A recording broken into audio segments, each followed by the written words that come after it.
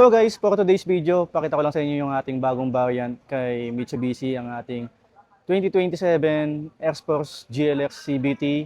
Then, i-review na din natin guys. Plus, sabihin ko na din sa inyo kung ano yung promo ngayong month of July.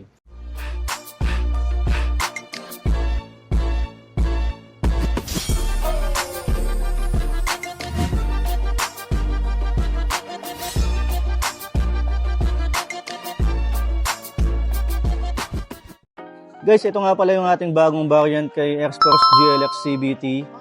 SRP price nito is 1,119,000.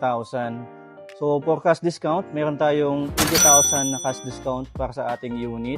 And monthly nito guys, around 23,000 lang for 5 years na yon. Then, ayun guys, quick review muna tayo sa ating unit. So, si X-Force GLX natin, meron siyang 1.5 liter Maybach engine. And ang kanyang fuel tank capacity is 42 liters. So CVT na yung transmission natin guys. Mas maganda na yung CVT, wala nang delay sa ating transmission. And meron siyang T-shape na LED headlight with daytime running light. So ganito yung design ng kanyang front grille. Napakaangas ng design niya guys. So maganda dito guys, kahit base model pa lang, mukha na siyang top of the line. And meron din siyang fog lamp dito sa baba. Then dito naman sa side guys is meron siyang 17-inch na alloy wheels. So naka-disc brake na din yung kanyang brake dito sa harapan. Then yung side turning lamps niya guys is dito na sa kanyang side mirror.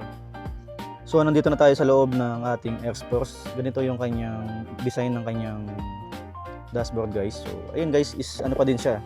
So meron pa din siyang combination na leather dito sa leather stitching dito sa loob. And ganito yung size ng kanyang smartphone link display.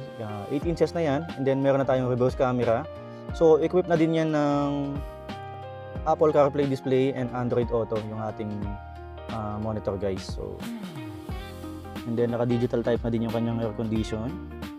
Then ito guys is mga lalagyan ng ano yan. Pwede mo lagyan ng mga barya. So ito kasi pwede sa ibang variant natin like GT variant, naka-wireless ng charging natin. And brake auto hold with electronic parking brake na din siya. And then naka push start button na din ang ating X-Force na base model variant. Wala nga lang sa drive mode guys, pero hindi naman ganoon ka big deal sa inyo yung drive mode. X-Force natin is 1.5 liter engine pa din naman eh. So pwede to sa price niya na parang top of the line na din yung specs natin.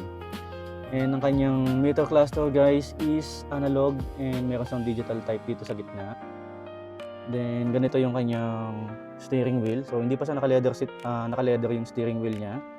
And meron tayong mga button dito. So ito guys, wala pa siyang cruise control. Then ito naman yung kanyang adjustment sa ating mga pintuan, lock and unlock ng ating door.